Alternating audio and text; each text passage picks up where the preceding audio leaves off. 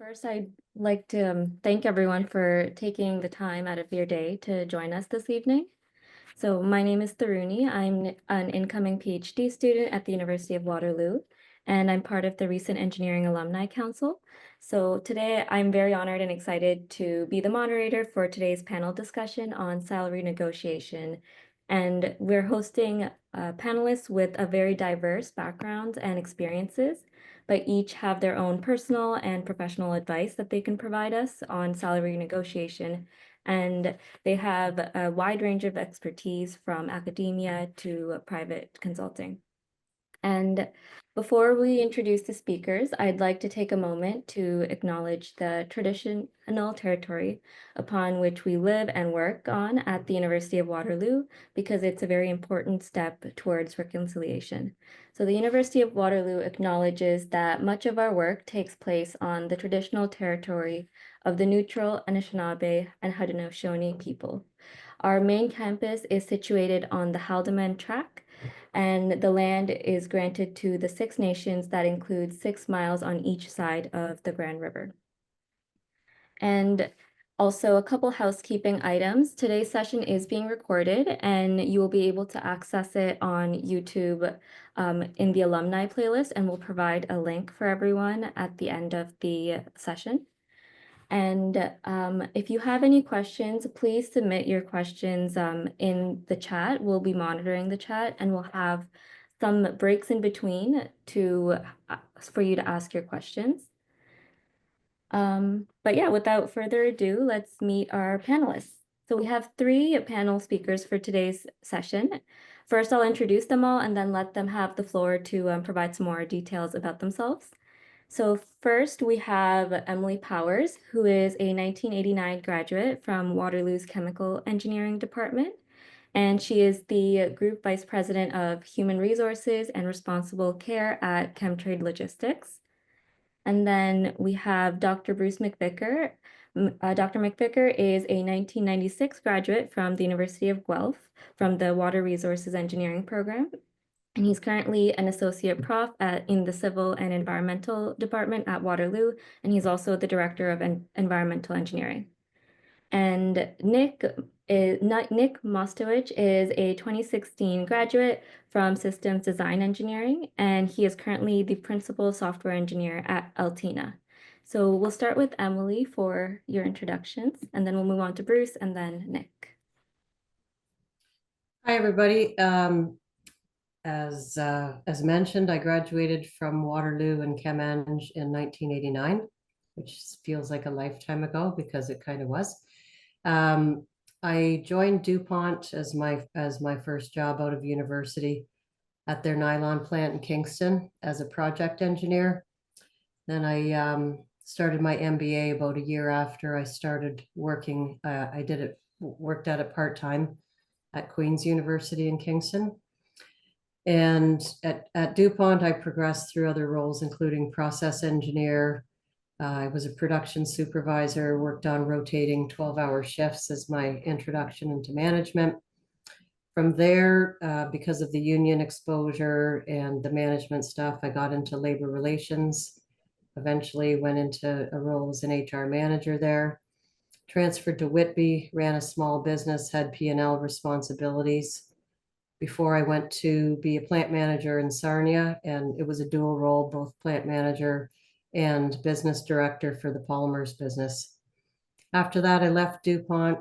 I joined the Ontario government as an assistant deputy minister in a shared services role. And then I went on to work at Vale, which is a mining company, SC Johnson, which is a CPG company, both of those roles in HR, before I joined Chemtrade in the role of Group Vice President for Human Resources and Environment, Health and Safety. And not mentioned in my profile online, I did retire at the end of 2023. So now I'm happily living the life. Thank you. All right, shall I go? Yeah, so I'm Bruce MacVicar at the University of Waterloo now.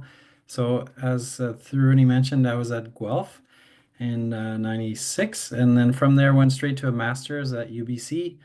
And then after that worked for MMM, who's now WSP. So I have a few years of consulting experience, and also did some contract work for them when I went back for a PhD after a couple years. And so I then, yeah, PhD postdoc, and ended up getting an offer from Waterloo in 2009. So I've been here since then, running a research group. So I've had lots of students come through now working in consulting, government, other industries, and lots of students, of course, coming through the programs over the years. So hundreds of faces, not that I can keep track of them all, but yeah, I've seen many people come through and go on to bigger and better things. So that's who I am. So, hi everybody. I'm Nick Mostowich. I am unfortunately not yet retired.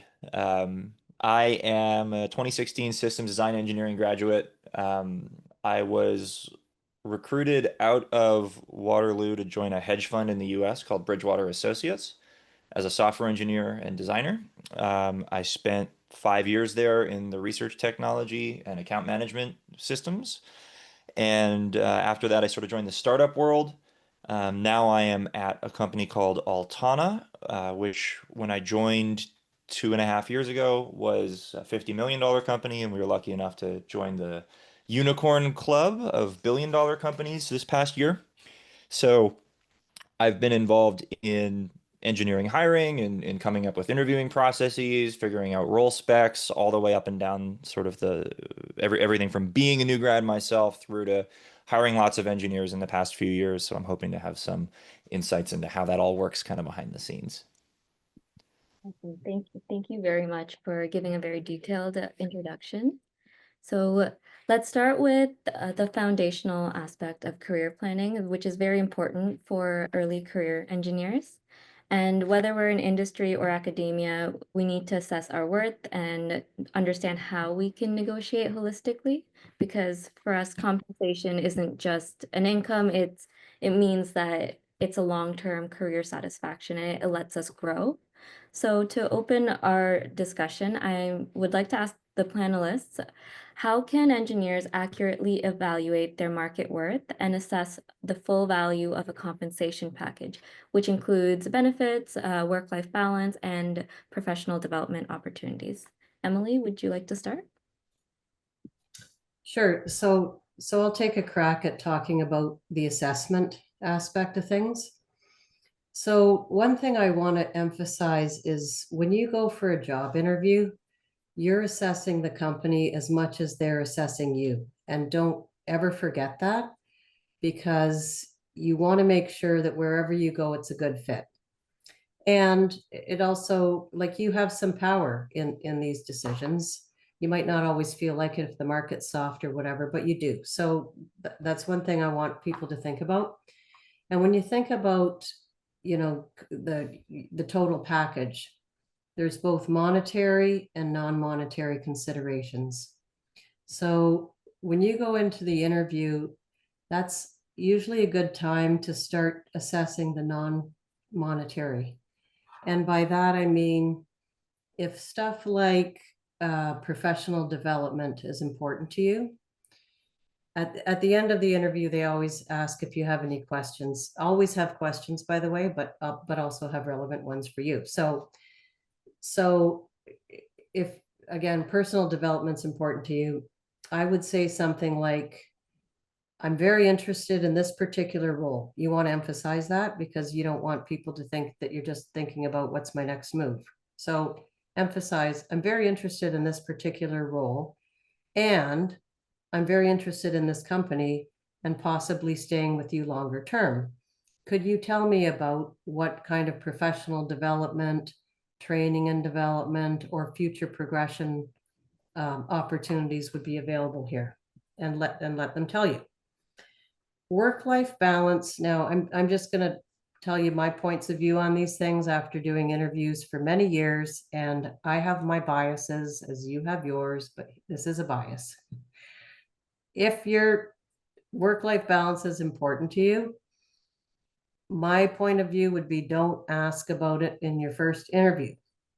because you could give the impression that, gee, this person is more interested in time off than they are of working. It might be the wrong impression, but you could leave that. Now, if they start talking to you about work-life balance and flexibility and all that as a selling feature to the company, then by all means, grab on that and say, okay, that's great. Could you tell me what kind of policies you have around childcare, elder care, vacation, flexible work hours? Is this a work from home position? Is it hybrid? All that stuff. But in my view, I wouldn't necessarily ask about work-life balance at that point in the process. And then with respect to monetary considerations, in addition to, your base salary, a lot of the times you might be offered variable compensation or incentive compensation. And that's typically given to you as a percentage of your salary, but that's just the target. So it might be 20% of your salary is variable comp. So you need to understand, like, what's the range on that? Typically, the range of payout on that is anywhere from 0 to 150% or 200%. So you want to understand that. This is typically, by the way, when you have the offer in front of you, it might have these components. Also, you need to understand on your variable comp, is it all based on personal objectives, or is it more likely a mix of personal and business objectives? And if it's both, you need to ask, well, what percentage of mine depends on business versus my own contribution? How is the business calculated? What are the metrics? It's fair to ask, what has the business component paid out in the last 3 years? Can you tell me what it's tracking at this year? All these things. And I'll give you a little hint too of something you can do behind the scenes if you're shy about asking, is there's something called SEDAR, SEDAR. So it's www.cedar.com. And publicly traded companies have to put their annual forms and documents on there for shareholders to vote on. And there's something called a management information circular, and you can look up executive compensation in that. Typically, the business results that they're paid on their variable comp, whatever the factor is, tends to be the same as for anyone in the company. So you can always find out what it's paid out at by doing a little bit of research on your own. So that's one important part of it. Another part is, and I should skip to this because it's more relevant, I think. Your base salary, typically a company will have a range of salary that they pay for a certain level, and it'll be anywhere from 80% to 120% of the mean. When you're new to a role, they tend to bring you in at less than 100% because you're not working at 100% yet. And also, if they make you an offer and you want more, they're also bumping up against people who already work in the company at that level, and they don't want to bring somebody in at a higher pay. If that's the case, but they seem open to giving you more comp, what you might want to do is ask for either a signing bonus or a retention bonus that's payable, say, after a year of service.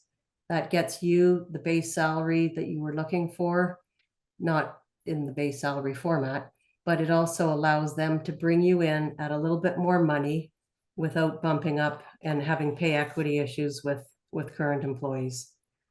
I guess the only other things I'll touch on super quickly is pension plan. Don't overlook that. Companies typically now go with defined contribution. Again, understand the formula. Some companies will give you like 4% of your salary in savings, and they might have a matching component where if you put in 2% of your salary, they'll match it. Those things can add up to a lot of money. Benefits, they're difficult to sort of value. It really depends on your personal situation. Are you single? Do you have a family? Are you on medication? All that stuff. But just ask for the plan. And yeah, I think I've said enough on that. And Nick, I'll throw the question over to you. You probably see very similar things in the tech industry. What are some tools that you can also use to research and understand your market value? Well, the first thing I'd say is this is hard, right? No one's just going to give you an answer because there really isn't one. And I agree with everything Emily said, but I think it's also important, in sort of my world, we're I'm looking at private companies, startups. You can't go look at what executive compensation is. Also, a lot of those companies will give you equity-based compensation, and it's really important to understand what those are. So, pretty standard, you'll have a share vest or an options vest, and those will come in at some valuation, and the company will almost certainly give you a pretty crazy valuation of what they think they're going to be worth in a few years. But that's part of joining a growth company. Um, but usually those have a vesting cliff and then a vesting rate. So, for example, you might have 1,000 shares of the company and it will pay out over 4 years with a 1 year cliff, meaning if you leave the company within a year, you don't get anything, and then those options or shares will vest every month or every year through time until your whole period is done. So you can't think of that like a lump sum signing bonus in the same way. You have to amortize that out over the length of your employment tenure there. Um, there are tools to help you do this sort of stuff, right? There's calculators you can find online, plug in what might my options be worth in different scenarios for the company. Those are super useful. In comparing base salaries, in comparing compensation packages, it's really important to know it's not just a number, and it's not just the number that's coming from the company. So a couple good examples are, um, the tax implications of the jurisdiction you're in really matter, right? What's the income tax? What's the property tax in the area you're living in? What's the cost of living in the area you're in? When I graduated, I was doing long distance with my girlfriend, now wife. Factoring in how much is it going to cost for me to fly to visit. That's part of the calculation of what to you the total compensation package actually is. But there are tools out there that can help. So I mentioned, equity valuation is important. It's also useful, but not perfect, to use tools like Glassdoor, Levels. These are good websites where people will input their information. Now, a lot of it's not real, a lot of it's fake. It's not everybody's going to put their information in, but it can give you a general band that you're looking for. And then one of the really exciting things in the world of employment law right now, if there is such an exciting thing, is the rise of pay transparency laws. So where I live in the US, everything in New York has pay transparency on the job postings. If you want to post a job that's headquartered in New York, you have to say what the salary range is for that job on the job posting. Ontario is bringing out one of those. I think it starts January 1st, if I'm not mistaken. Other jurisdictions may have similar things. So it doesn't hurt to just click around, look for similar roles at different companies, see if they have postings out. What are the rough numbers that you'd be looking at? And then I would just echo again what Emily said. Know what levers your hiring manager actually has. If one company is 50% higher than another company, you're probably not going to be able to negotiate 50% higher from the company, because often it's not the hiring manager that's actually setting what that range is, right? That's already set, and they just have some wiggle room within a defined band. So in summary, not just numbers. Look at the whole compensation package. Think about things like vesting schedules. I love growth-based compensation, target compensation. I think it gives you an opportunity to work hard and outperform, which at the beginning of your career is especially valuable. But understand that that's not guaranteed. Understand the tax implications and just get as much data as you can. We're engineers. We love data. Data helps us understand exactly what we're getting into and gives you a much broader based picture of where you're coming into one of these kinds of conversations.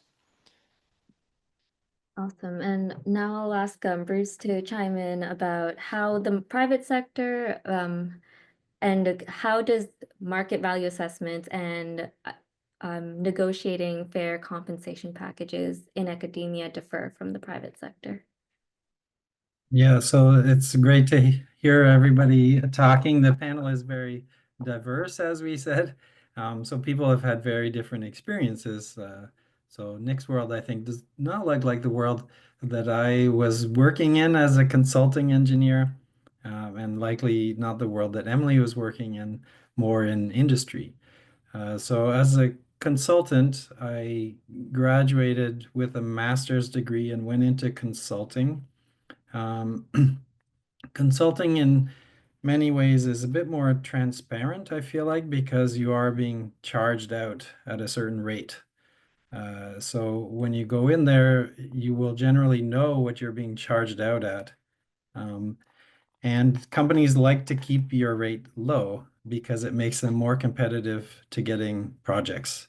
So often they'll be hiring people uh, at relatively low charge out rates because they need work that can be done, by probably a number of different people, but they don't want to pay somebody who has a high expertise to do this work. They want to pay somebody with relatively low expertise to do the work.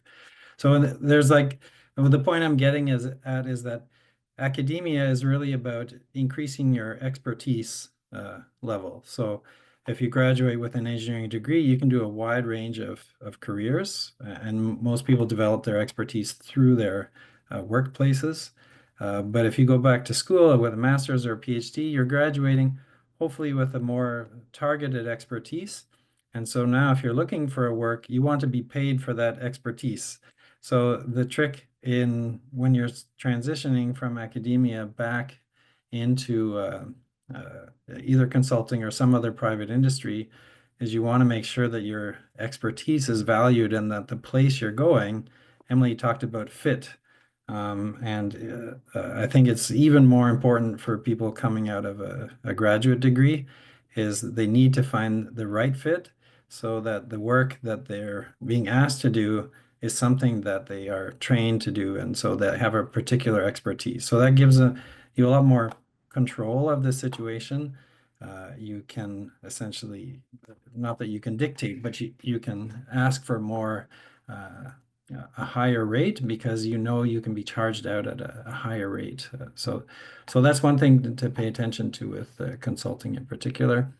Usually there's a multiplier where you're multiplied at 2.5 or sometimes 3, where they're taking your base salary and then charging you out at 3 times your 2.5 or 3 times your base salary to the client.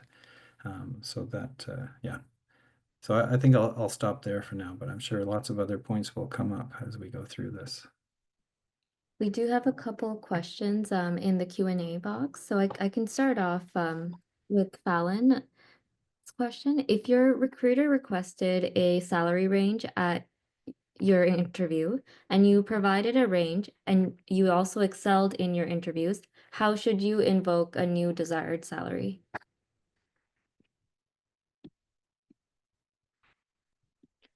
Well, I would say, first off, don't lie when they're asking about a range. Like I see people make this mistake all the time where they think, well, if I don't say something that I'm not going to be happy with, or I don't think that they're going to like, then they're not going to want to proceed with the interview. And then you get in these awkward situations where you've sort of wasted everybody's time because at the end of it, you set a range, but you actually meant something much higher than that range.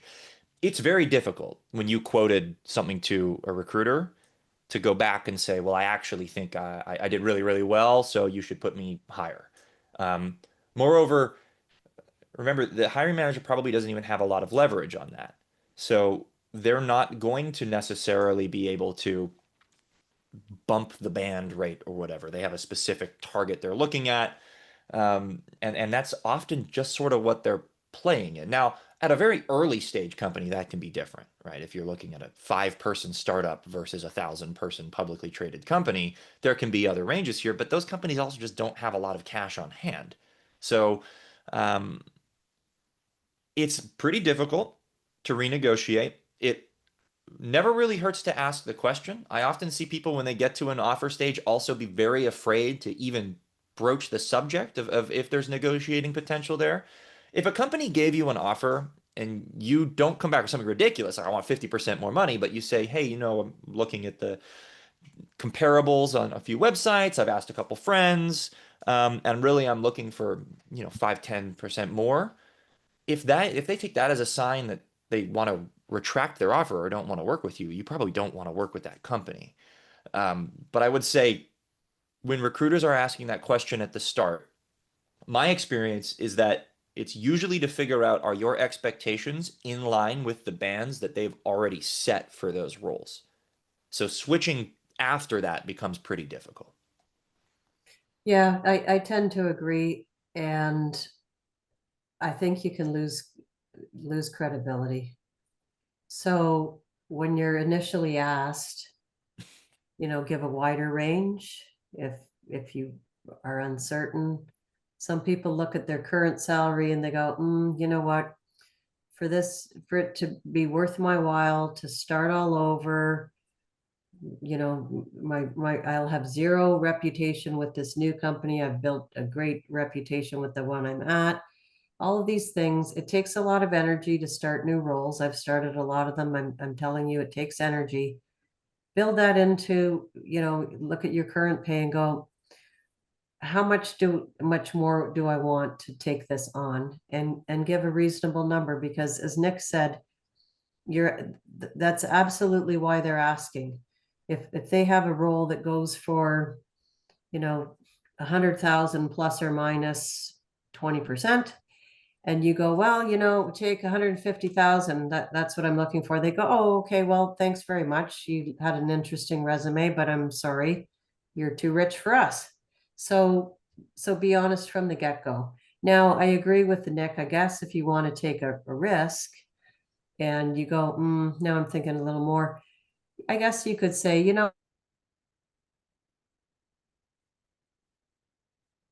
Uh-oh. I think it is raining where He froze on a great frame there. Yeah. Yes. Yeah, maybe should we move on to the next question? Yeah, we could move on to the next question. If Bruce, do you have any comments about that one? Or I think, yeah, they covered it pretty well. It's yeah. cool. Yeah. So the next question we have relates directly to the first question. So why is it that when hiring, why do they ask us to give a range for salary instead of a minimum?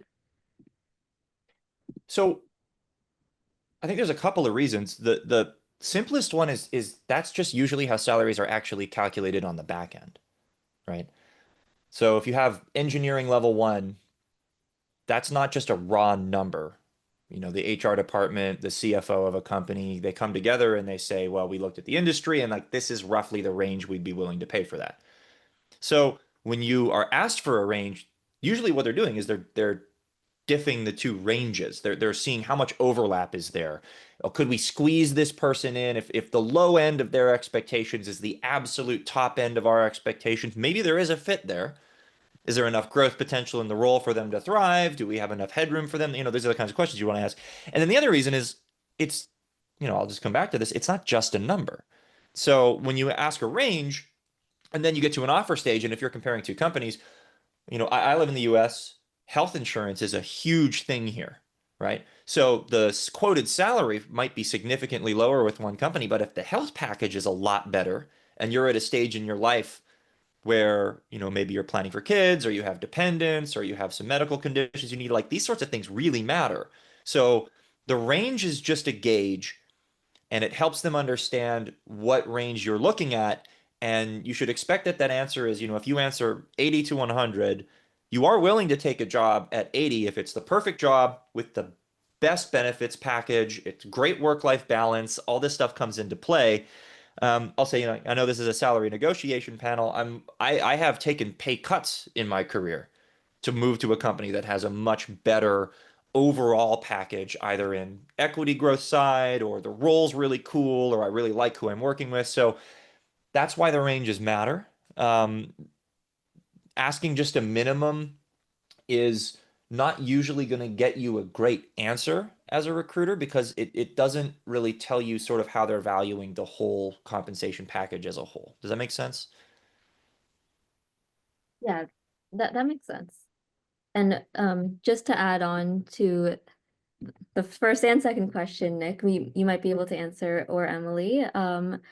So Ben asks, I'm curious about negotiating salary increases at the time of promotion, and what room is there for that in tech, and how would you go about it? Tech is very broad. Um, Promotion time, I think, is one of the better times to talk about this subject, but it's not a great time necessarily to talk about, well, hey, here, you're promoting me. What's my new number? Right? I think what's really useful, especially at larger companies, they will have bands, they'll have levels, this sort of thing. So the question should be, hey, I'm getting promoted to a new band. Is there a new compensation band associated with this new level? Right? Or if you're just having a review and the review went really well, maybe you got an exceeds expectations or something like that, asking the question, well, what would it take for me to get to the next level here? And what might that look like for bands is not a crazy question to ask. Again, though, you want to make sure it's not coming off too assertive, pay me or I'm going to walk. It's more like, hey, I think we agree that I've done really well this past year or this past couple of years. What does the next level look like to me? And usually I'm happy to have that conversation. And if I can't answer it, I'll direct it to somebody who can. I'll get the answer at the company for those people.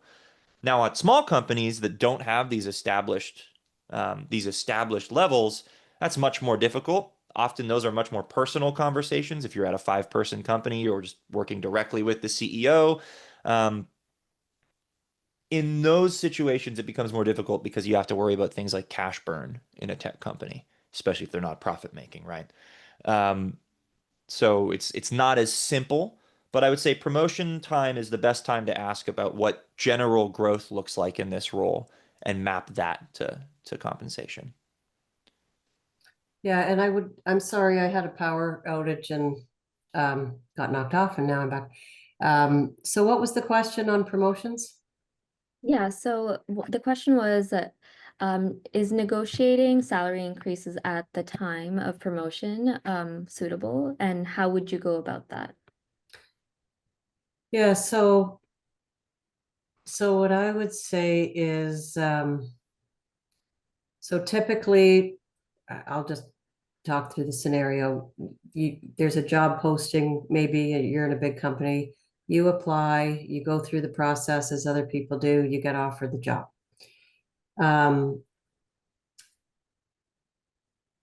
As Nick said, there tends to be a salary range for that level. And so someone will say to you, okay, your new salary is this, and it might be at the lower end of the range for the reasons I said before. They tend to bring you in below 100%. At that point, I think it makes sense. Sometimes people have published, at least in terms of competencies, what's expected to be seen at the new level. Sometimes you can say, listen, I know for this job, I'm now leading people. I haven't before, but I've taken leadership roles in this company. I led this initiative over here. I volunteered to do it, blah, blah, blah. So you can speak to competencies and why you think that you've already demonstrated some of those competencies or even experiences and say, I hope that you will take this into account. Because I was hoping for something higher than that or whatever. I don't see a problem with that at all. But knowing that it's often the hiring manager or your new manager might not have the ultimate decision rights. They might have to go one level above. So, as you go through the interview with these folks or whatever, you really want to get the hiring manager in your corner. You really want to get that hiring manager to say, you know what, to their manager, we really want this person. So I really want to move on the salary. I don't want to lose the person, even if it's for a promotion. But yeah, I would say it's fine to do that, knowing that there are constraints.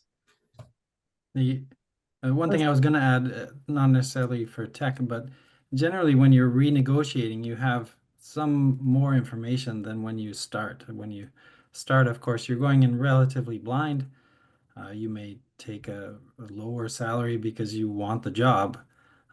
As you move up, you have some better idea of how much money the work you do kind of generates. And then how much of your time is like essentially how much time you're spending.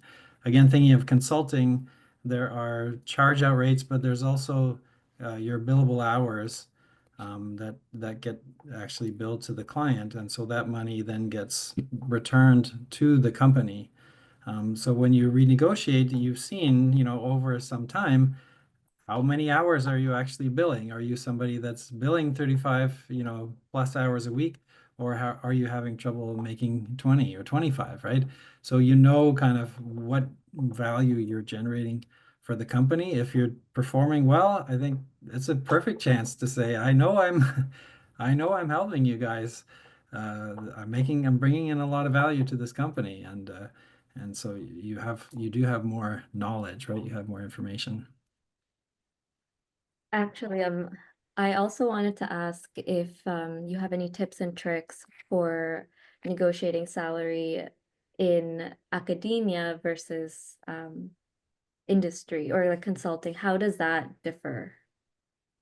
So, I mean, academia can mean different things. If you're talking about, I have been on a number of hiring committees for profs, like for assistant professor type positions. And there is some leverage, right? Because that discussion usually comes at the end, and there is a band, but it's really about the best person. And so once that person is identified, you have quite a lot of, I wouldn't say you have a complete strength, complete power, but the committee has already made a decision and they are not necessarily the ones that you talk to about salary at all. It's a hiring committee that says, this is the best person. We really want this person. And then somebody else will be looking at the finances and saying, can we get them here? And what and academic positions, salary is one thing, but as has been mentioned, it often is quite complicated because people may be moving across even, to a different continent, between countries or provinces, so that they're bringing a spouse sometimes. So if you do have a spouse, that is a time to ask about a spousal hire. It can be done either in another academic position or another position at the university for a spouse. So that is the moment. As soon as you're hired, it's too late. But before you're hired, that's the time to ask about things like spousal hire and other benefits, as has been mentioned already. The other academic hiring that happens is for grad students, right, who come into a lab, because those are paid positions, and there's a base salary. But just like anybody, we want the best talent. So if people come to me and say, here's my budget. I'm not asking to make $1 million at grad school, but I do want to not be going into the hole. Housing costs are through the roof, right? Like it's hard to find an apartment, that sort of thing. So if you can demonstrate, the kind of the amount of money that you need, or that you have a good justification for, there's room certainly to move up from the base salary, assuming that the professor has money available, because if it's not available, it's really just not available. So, And we'll have time for one more question. We have quite a few questions coming in, but I'll save all of those for the very end. And this one's again for Bruce. Arash asks, do you have any tips and tricks for lab and research group startup funding? And the separate question to that is, how about reducing university overhead costs? yeah, so that's very specific for academic, but that is another strong negotiating point. They will ask, we will often ask in an interview, are there things that you need to get going? Because the university wants to hire you, you're going to be applying for tenure in about 5 years. That means when you walk through the door, you need to be thinking about your research program and what you can publish essentially right away. So if you need equipment, the university has a strong interest in getting you that equipment. So again, there's bans, but I would definitely ask for more startup funding, because that is funding that doesn't have any uh, strings attached to it. You can use it for what you want. So I would try to negotiate on the startup funding, and for things like space, or for graduate student support, those types of things, to see what's possible. And then the second part of the question was about, How about reducing university overhead costs? Oh, yeah, that's very specific again. I'm happy to talk offline. That's more for research grants, Mhm. but that does come up. You can negotiate a little bit with university overhead, but now's maybe not the best time because universities are in a cash crunch, so they are not that interested in hearing sob stories. So Yeah, and maybe we could pass along your information to sure, alumni. yeah, I'm happy to, yeah. Sounds good. So we'll move on to theme number 2. So our first theme was about understanding our compensation packages and also our personal market value. But in our second theme, we're going to be exploring how engineers can build confidence and develop specific negotiation skills that can grow and evolve throughout various stages in their career. So my question for the panel is, what are the most effective ways engineers can build confidence before entering a salary negotiation? And this is particularly in managing nerves or imposter syndrome. And how do negotiation strategies evolve across different career stages? For example, early career, mid-career, and senior roles.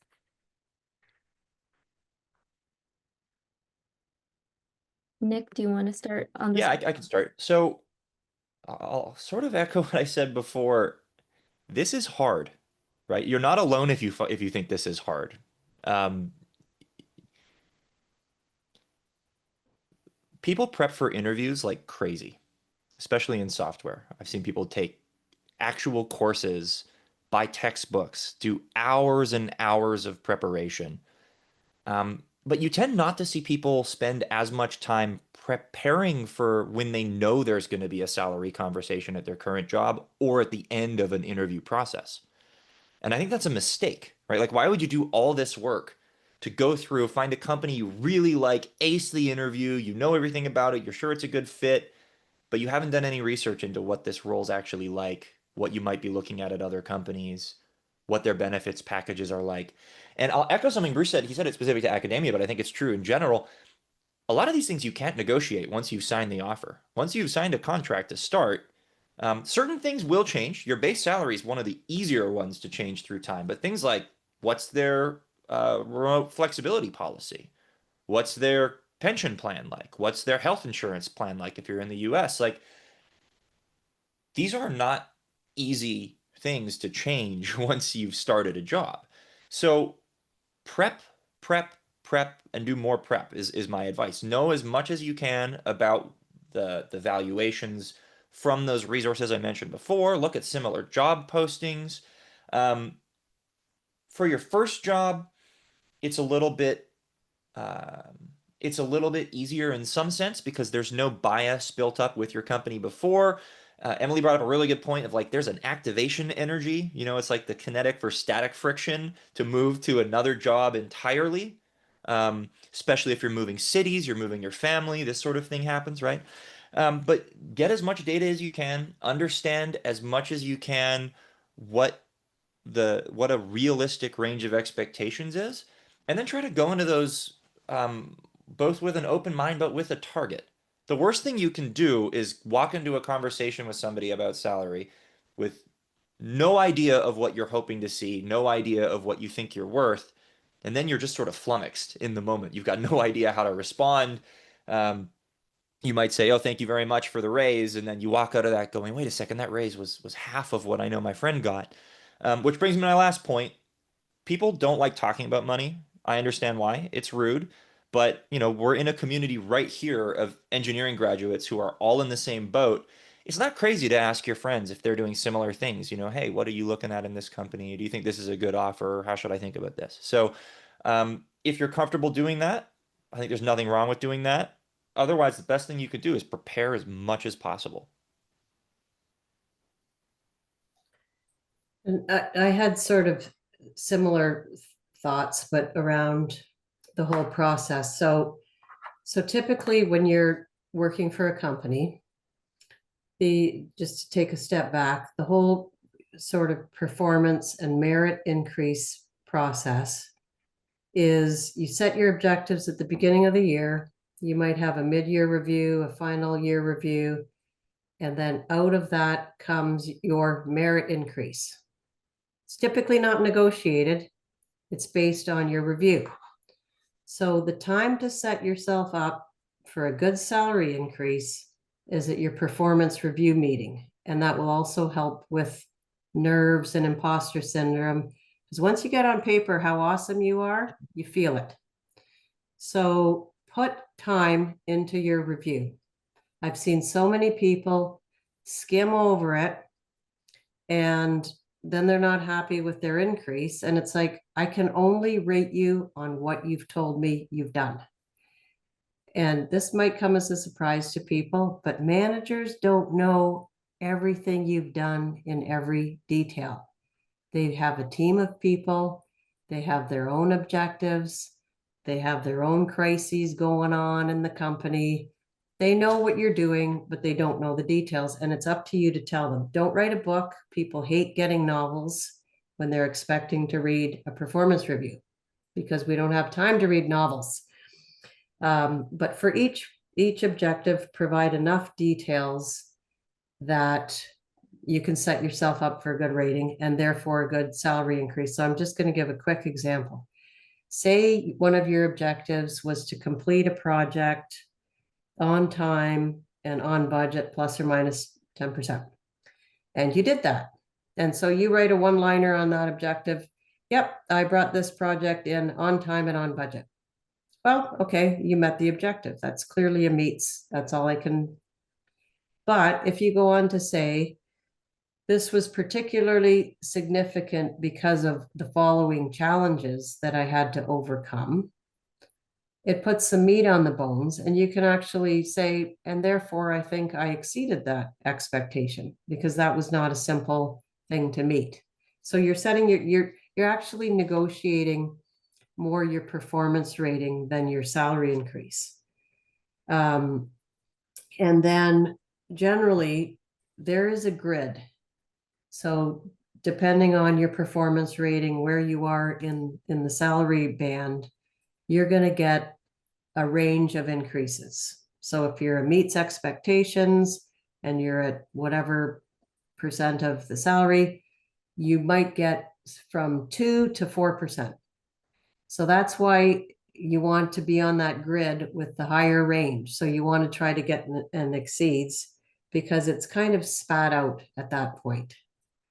The other thing you need to know is your manager has a pool of money, a pie, that's got to be cut between all their team members. So if you get more than, say, the merit increase of 3% across the board, it means somebody on your team is going to get less. So there is a little bit of a competition here too. And I hate to tell people this because they don't like to hear it, but typically ratings are bell curve to some degree.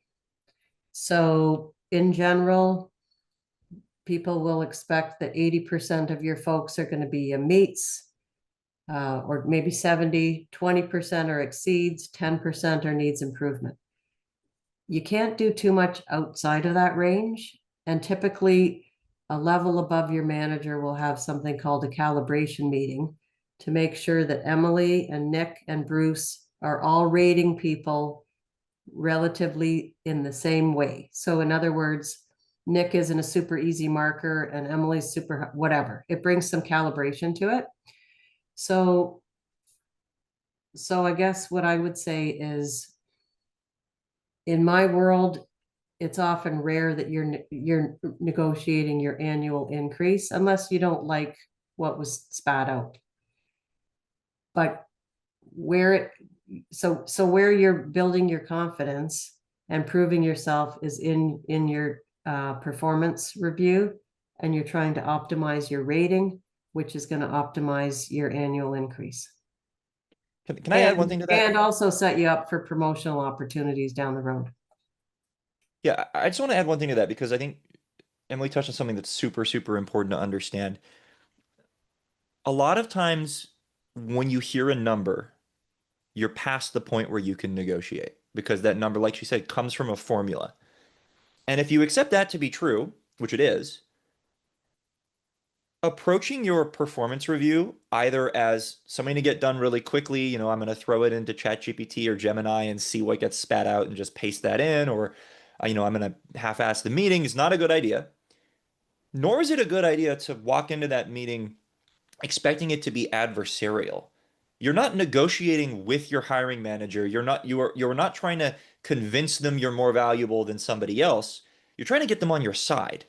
Because what I will do with people on my team is I will, I'll be meeting with other folks at the company who actually do control the purse strings, and I'll be saying, we really gotta put some effort into this person. I really want to keep this person.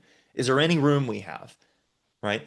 And so getting an advocate on your side like that is incredibly powerful and much more powerful than saying to that person who's supposed to be your advocate, 10% more, I'm going to walk. Like that's just not a good conversation to have. You want your team leads, your hiring managers to be the ones asking for a raise on your behalf to the people who actually are in charge of raises, if that makes sense. And that is also true at small companies a lot of the time. I've got lots of friends who've been CTOs and then they make a mistake. A lot of people do this early stage if it's their first company. They promise stuff to their engineers and then they go talk to their investors or they go talk to their CEO or their COO and they're like, wait a second, I didn't consider what Emily was saying. We don't actually have the money to give all the raises I promised to everybody.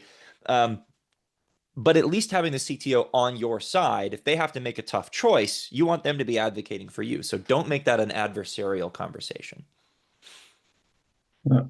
One thing, Thruni, I think there is also some room in this question for people with their first job, right? That are at that first stage. I know in the questions there is some anxiety, right? About people who are just looking for their very first job and feel kind of powerless.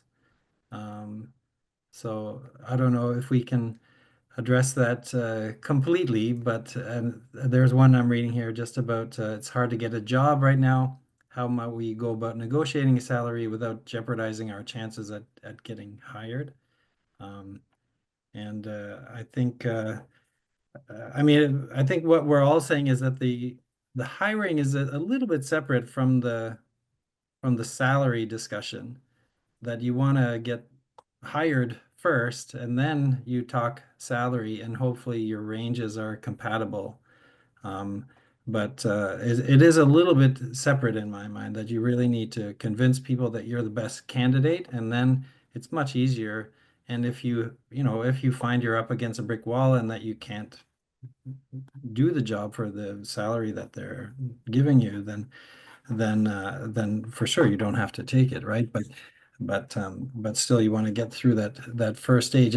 And the imposter syndrome, I think, is extremely strong at that level where you feel a bit overwhelmed. Mostly Waterloo have a step up really in these negotiations. So that's one thing we haven't touched on. But your co-op experience is, probably one of the most valuable things out of Waterloo. And you've already done this many times, even if you didn't necessarily negotiate a salary. But but having that on your CV, you've been in a bunch of different companies. It's not actually your first job. You have to trust that you have value. I know the limbo feeling of not knowing where your money is going to come from, what your life is going to look like, when you're going to get a job. Is it going to be next week or is it going to be in 2 months? But over time, I've seen now hundreds of students go through. People find jobs, people start companies, they may move, they may change careers a little bit. There's a lot of diagonal movements over time. Not everybody proceeds in a straight line, but you do have to trust that you will find that position and that you have skills. So I think that's my main message to people is just be confident in your training and your skills, and that if you're flexible to some degree, there's a position that will be there for you. And just to pick up on what both Bruce and Nick said with respect to hiring, I think the parallel is there to your performance review. Like when you go into an interview, make sure that you understand the job description, you know what qualifications they're asking for, so you can know what you're going to say before you get in there by going, okay, they're probably going to ask me about this.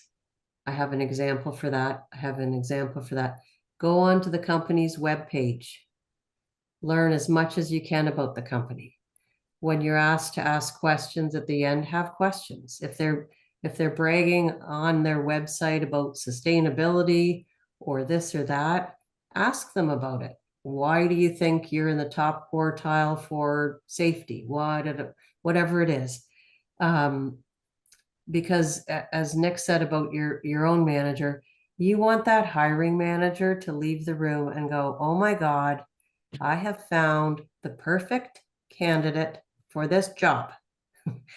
And then if you do get an offer and you want a little bit more, you know they're going to go back to their manager and say, I must have this person. They just want a little bit more here, and they'll work to get it for you.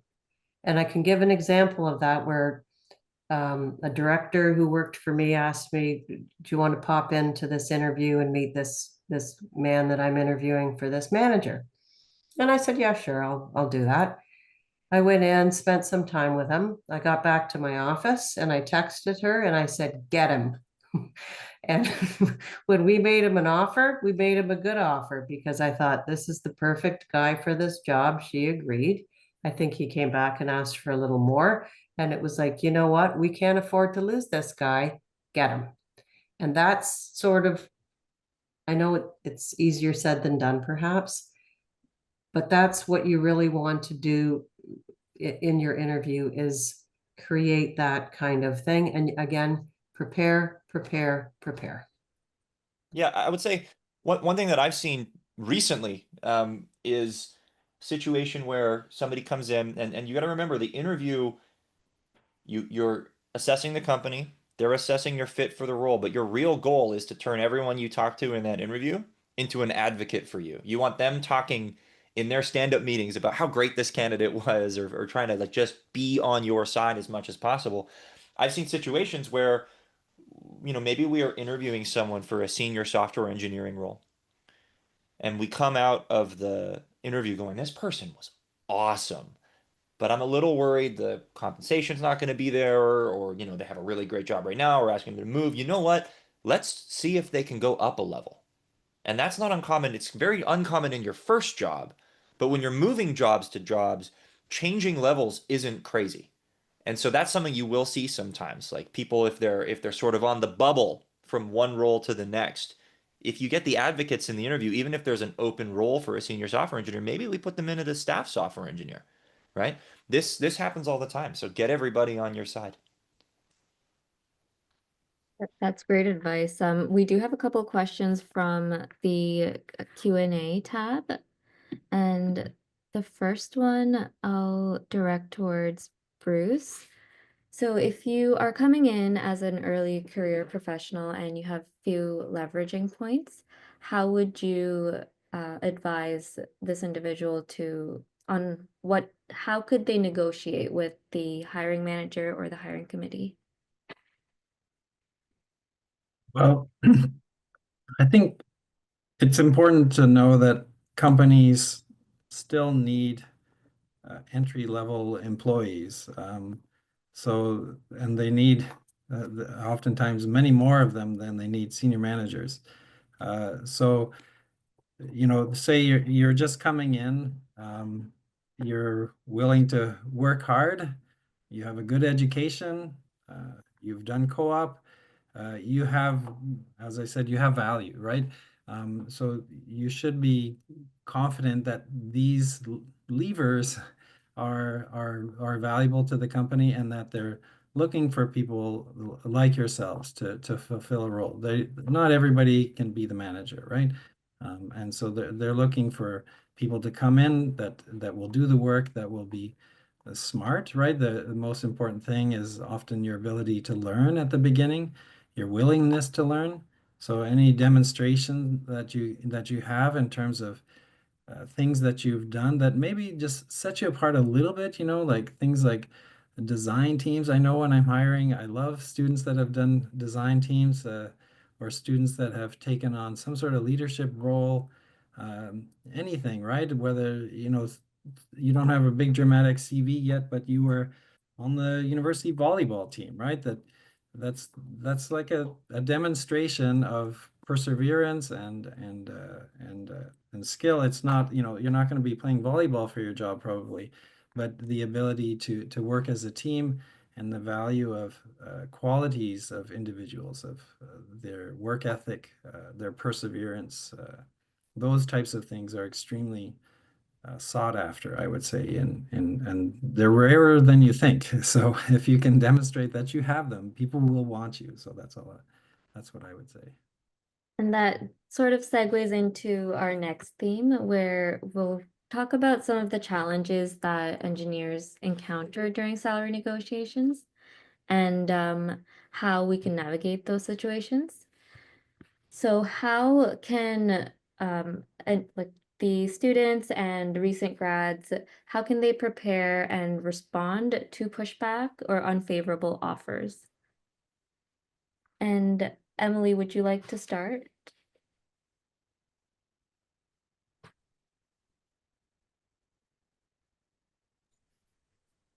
Okay, so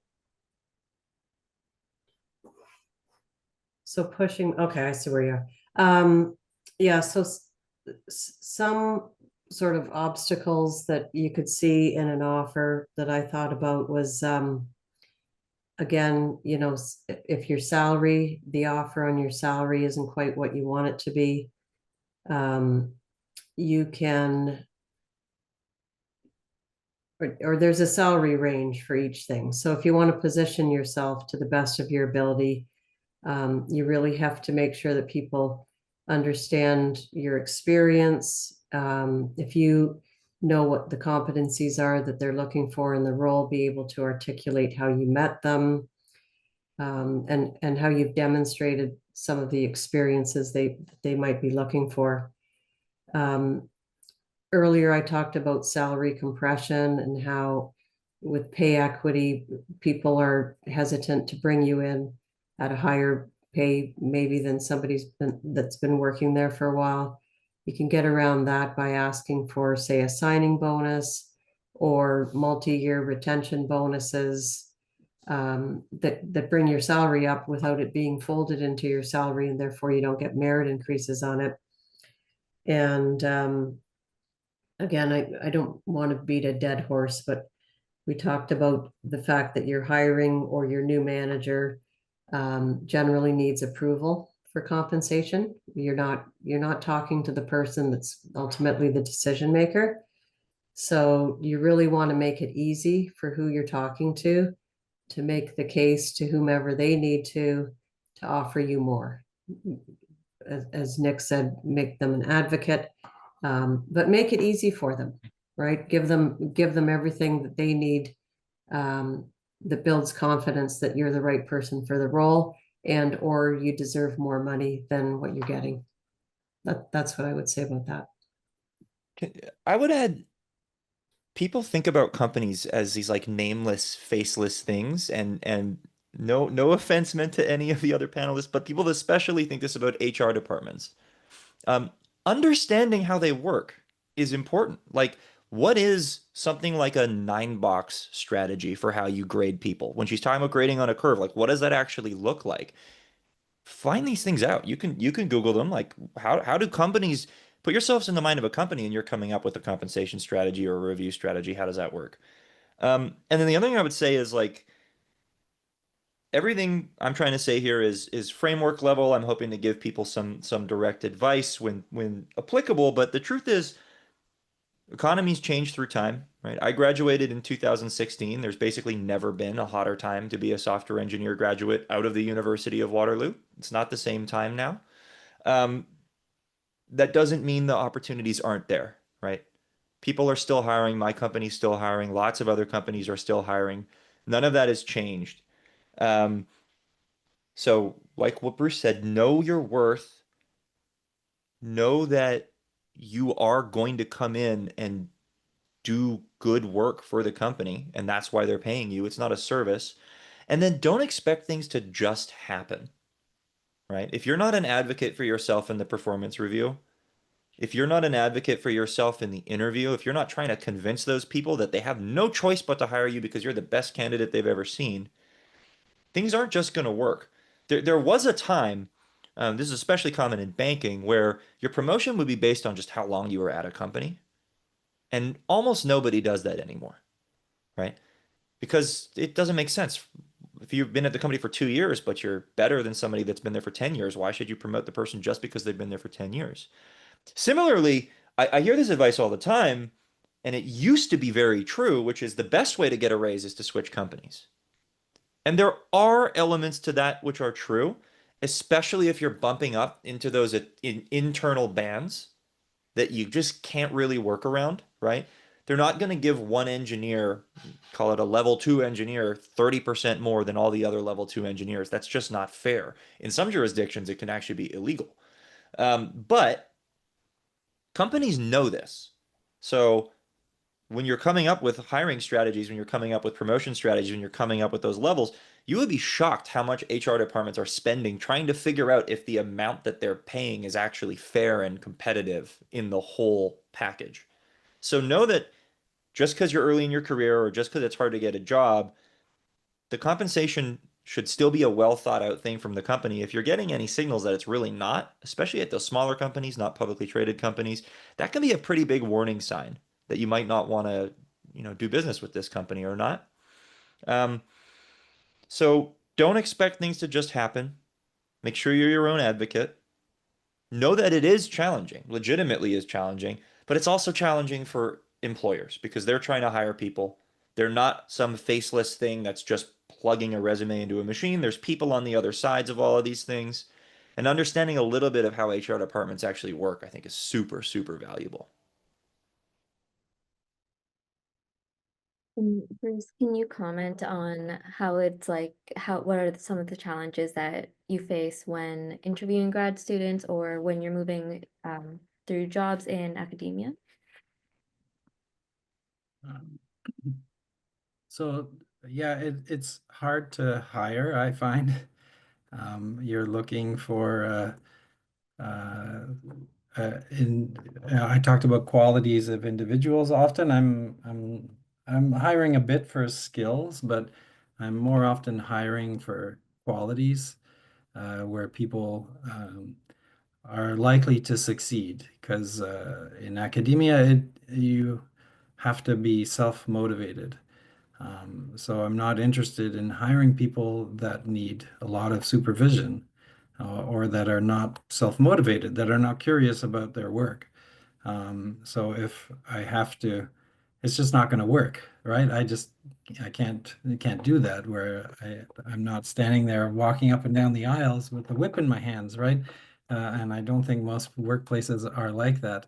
So I would say I'm hiring for certainly skills, certainly some training, but assuming that a lot of people have the training, I'm hiring for things like, as I mentioned, perseverance and curiosity, people that are able to kind of keep going with an idea, right? To do what I ask, or a manager or whoever, but then also do the next thing and think about, well, what would be required for the next step, and is there some options here? Maybe something that we talked about in a meeting, but of course we didn't know everything that we were going to find, and so once you are working on the problem, you realize something, and so you, rather than just waiting, you keep going. You follow the next logical step. So finding those is the key, right? Is the key to good research, and I would think the key to a lot of hiring. So that's, I don't know if that helps. Did you notice that was the case in consulting as well? And this is a question for Certainly consulting is like that as well. In my experience, you're mostly on your own. People are very busy. You're assigned a series of tasks, and they want the tasks to be completed. They don't want to have to redo, or they don't want to be nervous about your results.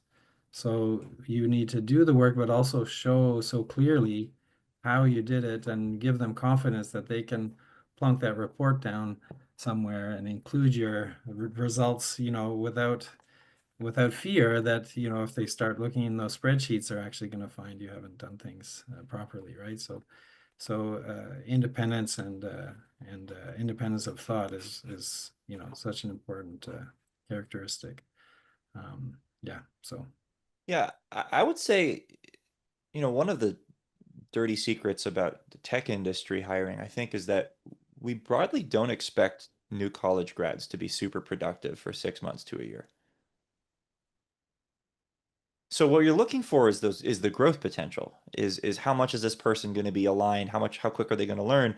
And look, this is where Waterloo has a huge advantage because you've done a year at least. So this is like you should know that that is actually really, really valuable to employers, and know that they're hiring for growth potential as much as possible. So your ability to show growth through your co-ops, through design projects, through teams, SAE, whatever you've done at the university level or in your co-ops is super, super valuable.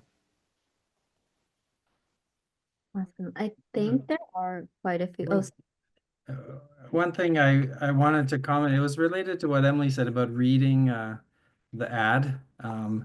If you have a job and you read the ad, you have to think that, probably a lot of people have looked at the very precise wording of that ad, and they are every word in there for a reason, right? So when you're writing a letter or responding to something, you're not just sending in a CV, but you're looking at that ad point by point, and you're talking about how you are the candidate that can do this. So I do a lot of grant reviews now as well, right? And I coach people on how to write a grant. And I'm like, look at the evaluation. Our world is not actually so different. You guys talk about the 9 box. We had it's more boxes than 9, but it's essentially a scale on a number of different axes, right? A number of different characteristics. And so I tell people, look at the wording in the boxes and say, which is the box you're targeting? Are you targeting the meets expectations box, the satisfactory box? Not really, right? You're targeting the one that says outstanding. So when you write your letter, you want to use those exact words to say outstanding. I was rated outstanding, or I did this, that was outstanding. So be very specific, I would say, with how you write a letter, because Yeah, people do read those things. Yeah. if the most important part of your salary negotiation is getting the hiring committee or hiring managers on your side, then logically the first step of your salary negotiation is how you're writing a cover letter when you're applying in the first place. so before we move on to the open Q&A, I would like to invite each of the panelists to say a couple words of advice as like your lasting advice. So Emily, would you like to go first? Sure, this is going to be repetitive, but I want to emphasize it because I think it's important. So salaries tend to be outcomes of other processes, right? The interview process, you get an offer, your performance review, you get a merit increase. So do your homework for interviews and performance reviews. Put time into it. Make it easy for the hiring manager or your supervising manager to advocate strongly for you. Make it easy. Don't assume that your manager knows everything about what you've worked on or how you've done it or whatever. They don't. You have to tell them. And you'd have to tell them in an honest way, but in a braggy way, right? And that's important. And then in addition, when you go through, I have always found this, when I go through the process of capturing my experiences and accomplishments and competencies in writing, it actually makes me feel good. Like I often have stepped back and went, wow, you know what? I had an awesome year. Didn't always feel like that, but when I see it on paper, look at me, I'm awesome. And that it actually gives you confidence to do it. So that's what I would like to leave with everybody.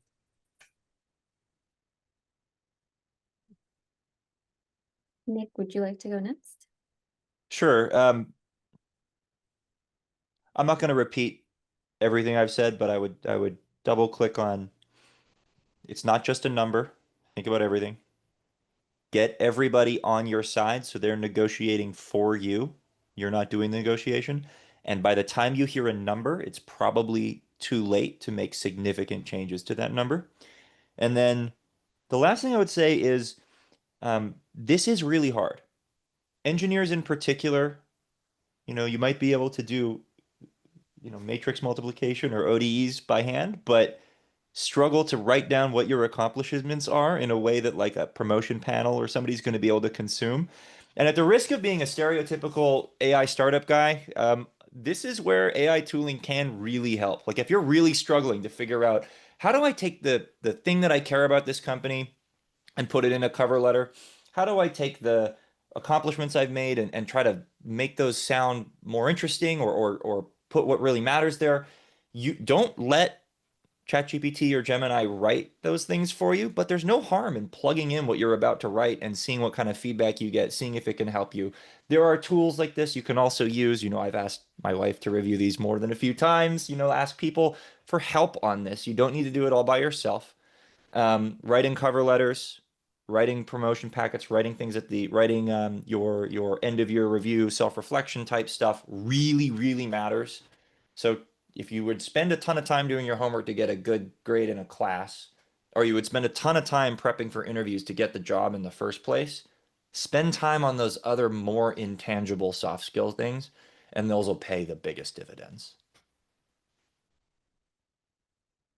And Bruce. I know this is a panel on salary negotiations, but I also feel that I, as a career path, it was not a straight line. I did not pursue maximum salary at the earliest stage possible to get to a place that I found the most satisfactory. So I think it's important to find the right fit, to find where you want to go. And then once you find it, I find the doors open up that you'll find yourself talking to somebody who's looking for the person that you are, right? So in that sense, I think salary negotiations are hard, and certainly earning money and being compensated for the work we do is important. But a key to that, from my perspective, is also finding where you want to go with your life. So, yeah. So we have quite a few questions. That's why I kept them for the end. And we can go through some of them. And if anyone in the audience has more questions, feel free to put them in the chat. So the first one is, when moving to a new role, is it reasonable for your new employer to ask for your previous salary? And is it reasonable for you to refuse to give it? When I joined Chemtrade, I can't remember exactly what I was asked, but I do remember that I just felt like I wanted to lay it all out there. So I gave my salary. I gave the last few years of different performance things, et cetera, et cetera. I don't think it hurt my negotiations. I got a generous offer. So I don't think it's unreasonable for them to ask, but I think typically instead of being asked that, you'll be asked, what are your salary expectations? That's a fair question in my mind. And is it okay to refuse that question if you're not comfortable giving? Well, I think if you wanted to refuse it, I think it would be fair to say, well, I would rather tell you what my salary expectations are, because obviously I'm looking to make a change for a reason. And one of those reasons might be compensation, right? I want to make more money, I can't, whatever. So I would prefer to give you my salary expectation. I think that would be a good way to do it. I 100% agree, and I would say the only time in my career I've ever said no to the question is when I was moving out of the finance industry into the tech industry, and I knew my previous number was just irrelevant, right? So in that case, I responded exactly like Emily said. Like in this case, the number range was a lot lower than what I was expecting previously, right?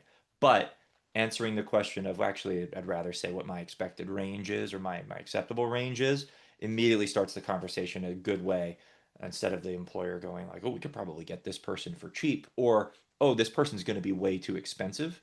And it's worth noting, like, most companies do bands. So they're not really usually asking that question because they're trying to see if you will come at a discount to the next candidate. So answering with an expected range, I think, is the right answer. Bruce, did you want to add on to that question? I've never had that experience, so I haven't been asked that. It never seemed to be relevant, but so I was curious to hear the other responses because they would have more experience in industry. So Awesome. We can move on to the next question. Under what conditions would a licensed engineer affect compensation? Or is compensation and licensing independent? Bruce, do you want to go first? there, I mean, certainly there are careers where licensing is expected and others where it's less relevant. I think if you are not licensed, but you're, working in a consulting engineering firm, that's a career limiting option. There's fewer positions, say, and the expectation is not, you're not going to be able to project manage and to climb the ladder the same way. So so in many cases, I would say the industries that I'm familiar with, a lot of civil, environmental type engineering, there is an expectation of licensing. And I would say that from an employer perspective, I don't know if this still happens, but I remember years ago, the PEO would actually come after employers if you were calling a job an engineer and you weren't making it mandatory that they were licensed in Ontario. They said you cannot use the title engineer for that job. So Yeah, no, so I would say just do your, I still have my license. I haven't practiced engineer in I don't know how many years. But you pay the fee, you get cheap insurance, and you can apply for engineering jobs. So I would get my license. Yeah. yeah. Don't neglect security clearances, licenses, and certifications. Like, oftentimes these won't necessarily help you negotiate a higher salary if you already have a job that didn't need those things, but it just opens up the realm of possibility of things that you're eligible to. And then I usually think of them as like, that's like a license to entry. Just like a lot of jobs might not care precisely what you did in your engineering program, but they do want somebody that went through an engineering program, right? Makes sense. And have you noticed that having a PN, for example, could impact the salary negotiation? Like, for example, if you're going from one company to another, could you negotiate for a much higher salary? I think it's more like the roles won't even necessarily be available. Now, I don't deal with professional engineering designations, but I do deal with security clearances, and a lot of roles we have, it's like you need that as a base qualification for us to even do the interview. And then, yeah, there is a salary premium on some of those roles. Like, if you have a top secret clearance for the government, that's a valuable asset. Yeah, I agree. It's more of a qualification that if the job says you need it, then you need it. And if you don't have Exactly. it, then you're not gonna be called, right? Your resume will be discarded essentially.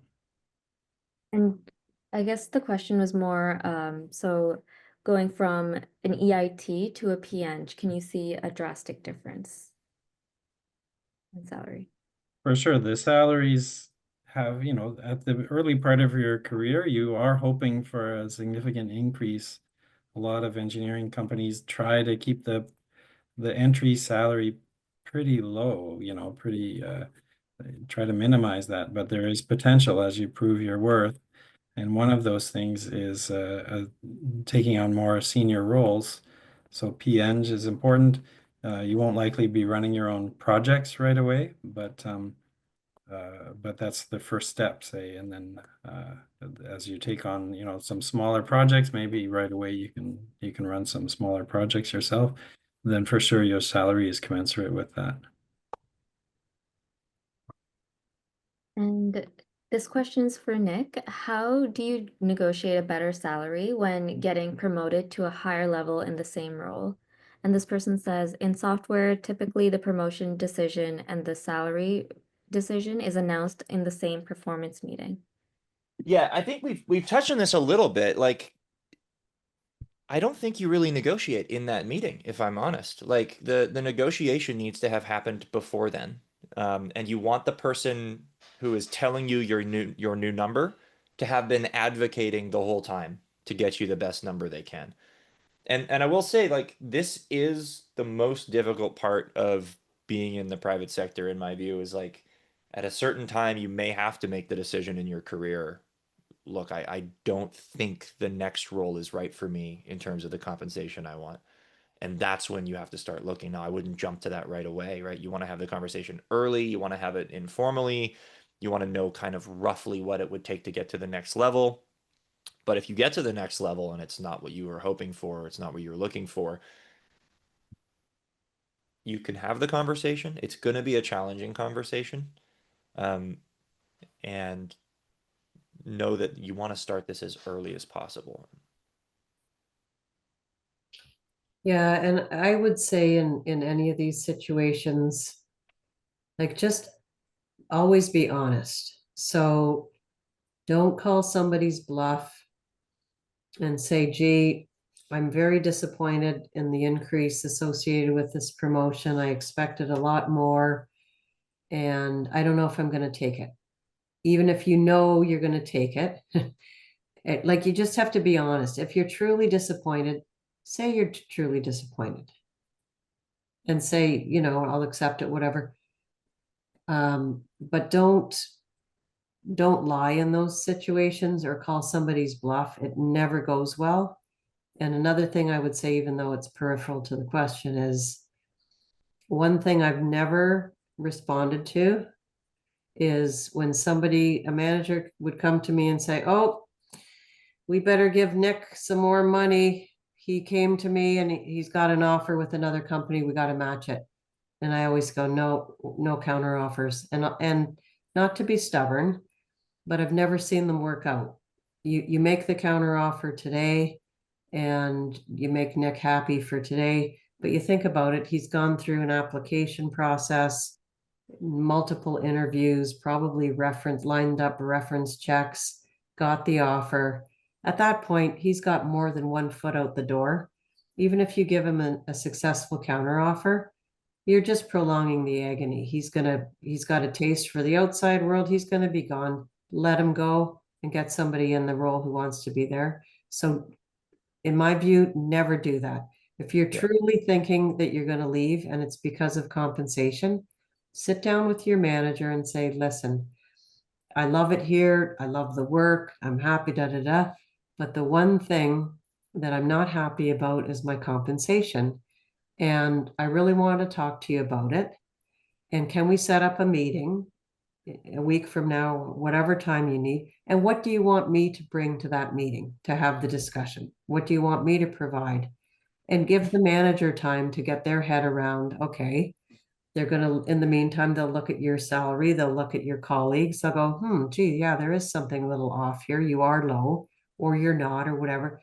But then go in and have the conversation when everybody's been able to prep for it and you're being honest, and if they can't match your compensation and it really is something that you want to leave over, then you can start to look. Yeah, But I've had this always be honest. I've had this actual conversation twice in the past 5 years, and I wish I had heard Emily's advice just now, because the first time I did it, I walked into the meeting, I had another offer, I talked about it, and the guy said, you know what, I think you should take it, right? If you don't have another offer, if you're just trying to call a bluff there, that's a really awkward position to be in. The second time I did it, I had the conversation very early, and the way I approached it was I asked my manager, I did some research, levels, got a bunch of rough bands, and I asked my manager, do you think the work I'm doing or my role maps to these levels at these other companies? Start the conversation there, because if they agree, yeah, you would be a level 5 at this company, right? Then you could say, well, according to the internet, like this is roughly what the salary ranges look like for those people. Do you see this in the cards? Is this something that I should be looking for in the next few years? And you start that conversation very, very early. And that has, in my career, a couple of times actually triggered conversations like 2 levels above my manager around maybe we do need to look at the levels. Maybe we do need to do some sort of market survey and make sure that our pay matches because they don't want you to leave. Yeah, I have a similar experience where I probably should have had Emily in my corner because I was a junior engineer and I found out, I remember that somebody who'd been hired after me had been paid more to start. So I forget how I found this out. And then the merit came around, and the merit, they said, great job, you're doing a good job. And they gave me a healthy increase, but still, because I started lower, I knew that I was still lower. I never told anyone, right? I didn't talk to my manager about that. I just carried it kind of as this resentment. And I was already thinking about going back to grad school, but at the same time, there was kind of that feeling of not being treated properly when if I had probably approached my manager, and I know later that year there was a couple people in our group that left, and he put out a blanket raise in the middle of the year for everybody, just like a retention raise, kind of like because he's like, why are people leaving? Um, so that there is some room, there is some wiggle room. I should have been honest and said that I was feeling resentful, and maybe it would have made a different decision in my life. But It's a then very life dangerous succeeded. game to start playing the pairwise comparison. I only know one other person at this company and they're making $10,000 a year more than me. Because one thing that I think is true in the industry and has always been true and probably always will be true is at any given specific point in time, salaries are never fair. Over the long run, if you take the integral, they usually end up being pretty fair. But at any given time, there's always going to be somebody at your company or at another company who's making more than you and maybe they shouldn't, or making less than you even though they're doing more work. And you just need to recognize that's true. That's why I think getting aggregate data is the best thing you can do versus specific people. And thank you guys very much for the insightful answers. I definitely know I should have taken this advice when I first got out into consulting. We have one more question today, and this is a bit specific. So this person asks, I've been working in the public sector as a project manager for a while. The next step up in my line of work would be the manager role that manages a quite large team in my organization. And the organization is a very structured organization, and they say, example, like government. But this person is not interested in managing people and they would rather work as an individual contributor. So they're wondering where they should go next.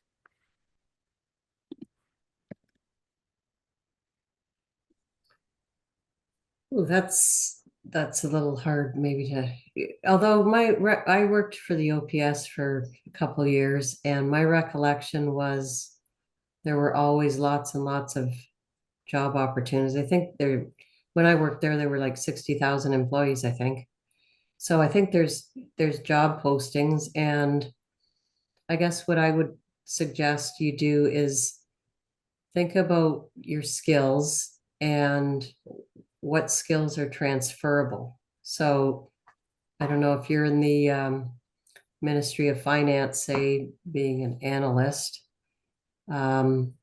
and you want to, take some of those transferable skills, you could probably be a project manager, lead or something in another ministry. But like think about your skills at more of the general thing, like why am I good at this job? What are the things about this job that I'm good at?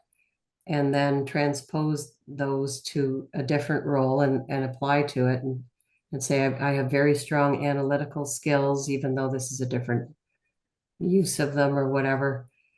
I would do that. But I would also say, you should give leadership a try. Like some people are afraid of management. No, I don't want the hassle, and it is a hassle, but maybe move out of your ministry and take on a team lead role that's maybe 2 or 3 people and give that a shot and see, you might actually really like it and find it very fulfilling.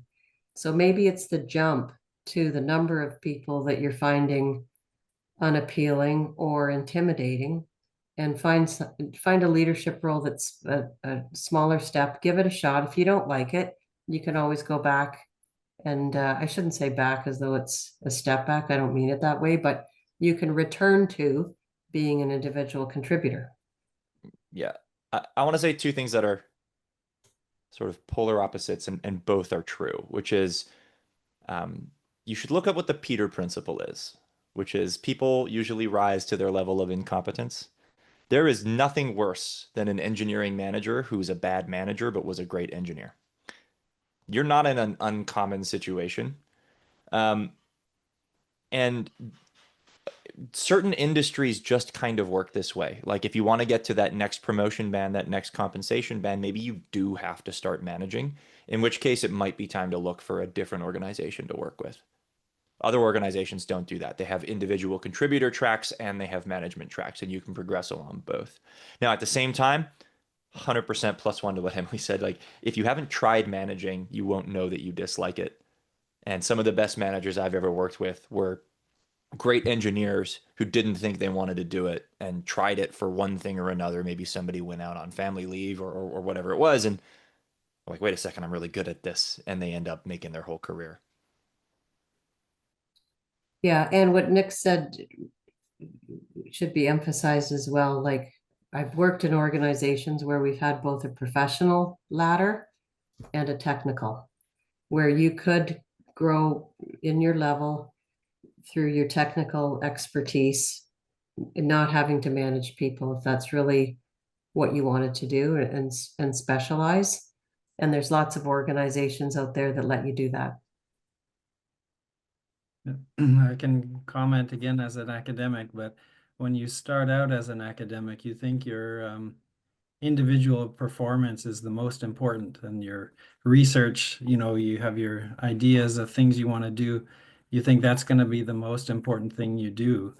But then as time goes by, you work with different people, you become a manager, and you work with teams of undergrads and graduate students. And it's surprisingly, it's very satisfying to see people succeed and to go on to their own positions and to find out, they're now, leading some organization or doing something, and that your training or the time that they worked with you was part of that. So I would say, yeah, give it a try, as was mentioned. It's kind of like growing your brain in many ways. Rather than having just 2 hands, you have many, many hands that, of course, have their own brains attached to them. But still, your reach is much, much farther, and it's quite interesting and ultimately satisfying. So, yeah. Awesome. And with that, I think we're a little bit past the scheduled time. But to answer the last question, I think the last question I can answer, there will be a recording available on YouTube and also through an email link, and we'll circulate that email to you as soon as the panel ends. But yeah, to wrap up our session, I want to say thank you to everyone for making the time to participate in today's panel. And I specifically want to say thank you to our panelists for sharing all of their valuable insights, their experience, and their anecdotes as well. And of course, our audience for asking a lot of thoughtful and engaging questions and keeping the conversation going with your questions in the Q&A panel.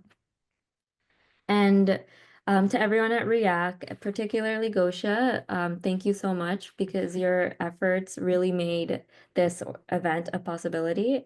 And yeah, this event could not have happened without all of your dedication and support.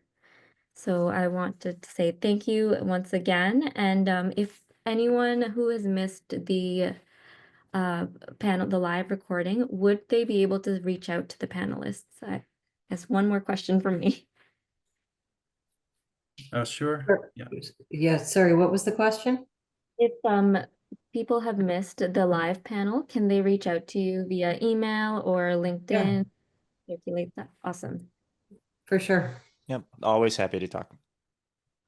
Awesome. And yeah, with that, thank you once again, and I hope you guys enjoy the rest of your evening. Great. Thanks a lot. Thanks, Yeah. everyone. Thanks for